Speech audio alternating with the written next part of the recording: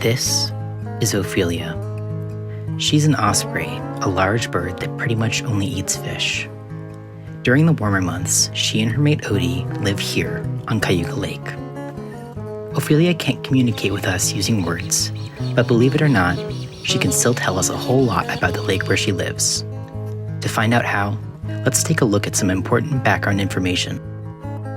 First of all, what exactly is an osprey? If you've never seen or even heard of ospreys before, they aren't the kind of birds you'll find at your backyard bird feeder. They're much bigger than your average sparrow.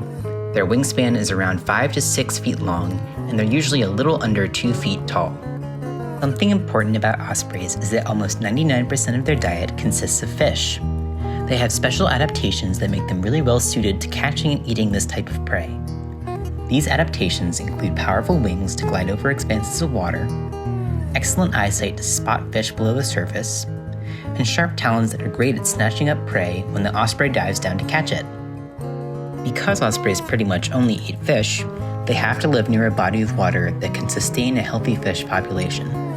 However, ospreys are incredibly widespread. They can be found in both fresh and saltwater environments on every continent except Antarctica. Another important thing about ospreys is that most of them don't stay in the same place all year. The ospreys that live near Cayuga Lake are only here during the warmer months. When the weather starts to turn chilly in the fall, they head down south to Central and South America, where they'll stay until the spring. Let's hear a little bit about what happens when ospreys get back to Cayuga Lake from Candace Cornell, an ornithologist who's studied these birds for a long time. Well, first they find pairs, and if they're already a mated pair, ospreys mate for life.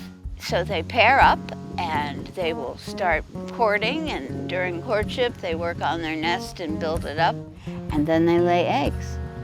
And then the female sits on the eggs most of the time, but the male will help out. At around 5 weeks, the eggs hatch. The newly hatched chicks have a lot of learning and growing to do. They mature after another 5 to 6 weeks and start learning to fly and fish for themselves.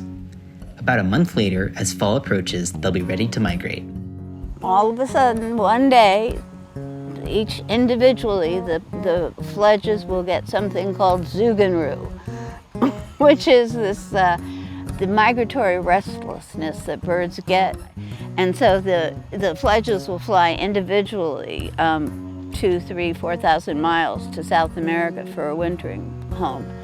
And they'll stay there for 2 years until they mature, and then they fly back here. Now that we know a bit more about ospreys, let's talk about what they can tell us about the health of Cayuga Lake. Cayuga Lake is an ecosystem, a complex network of living organisms like plants and animals that interact with each other in the physical environment where they live. Many ecosystems, like Cayuga Lake, have their own kind of food web, a way that energy and matter move through the environment. Every food web begins with the sun as its initial source of energy. Organisms called primary producers are able to make their own food using nutrients in the sun's energy in a process called photosynthesis. In Cayuga Lake, there are 2 types of primary producers. The first are phytoplankton, microscopic organisms that live near the surface of the water. And the second are macrophytes, rooted plants that grow in the sediment of the lake floor. The energy from these organisms is passed on when they are eaten by primary consumers. These include zooplankton, which are microscopic animal-like organisms, small fish, and insects. The energy continues up to secondary consumers, such as large fish, aquatic mammals, and birds like great blue herons. Ospreys are considered to be apex predators. They are at the very top of the food web and don't really have predators of their own.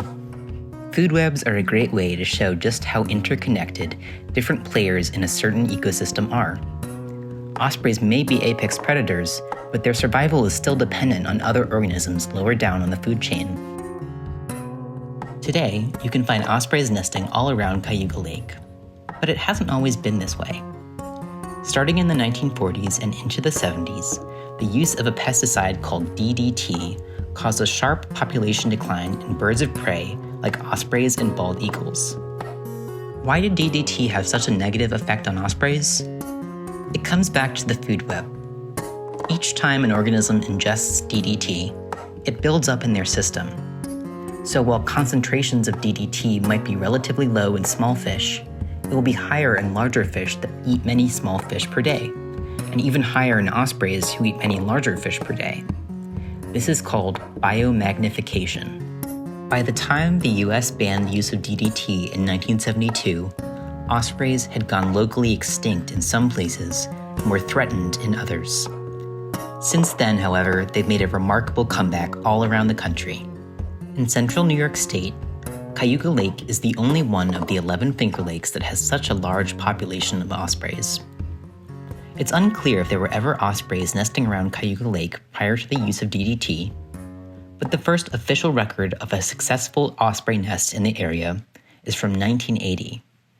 From the time of that first nest until now, the number of nesting osprey pairs has increased dramatically on Cayuga Lake. In 40 years, it's gone from 0 to over 150 nests. Something interesting is that while the overall decline of ospreys in this country was caused by human activity, in large part, so was their recovery. Usually, ospreys will build their nests in trees that are large enough to support their weight, but as such trees are rare to find these days, humans started helping them out by building artificial platforms that they can nest on. So when we look at all this information together, we can see what ospreys like Ophelia and Odie have to tell us about Cayuga Lake. Having so many successful nesting pairs around the lake indicates that the water quality is good enough to support a healthy fish population, and that the level of chemical pollution is low enough that it isn't negatively impacting the health of the ospreys. Celebrate the fact that ospreys are on Cayuga Lake because they are the bellwether of the environment, and the fact that they're here is a testament to the great water quality that we have in our healthy environment, and we have to work to keep it that way. On an individual level, there are things everyone in the Cayuga Lake Watershed can do to help out the ospreys and keep the lake clean.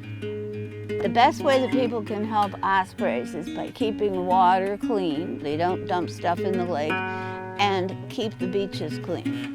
Pick up any kind of garbage you see, because ospreys are pack rats, and they love to take things and put it in their nest. And a lot of those materials, like a fishing line, is dangerous for the birds and can kill them. So if you would help them by picking up garbage, that would be wonderful. We've seen how humans can have both a positive and negative effect on the health of ecosystems, and learned that the choices we make can and do shape the world around us. As the video comes to an end, here are some things to keep thinking about. What makes the Cayuga Lake Watershed a good habitat for ospreys? And what makes the watershed a good habitat for people? How are your habitat needs similar to those of an osprey? Why are ospreys important in our ecosystem? What role do humans play in the ecosystem of Cayuga Lake? Finally, what role do you play in your watershed? And what impact would you like to have?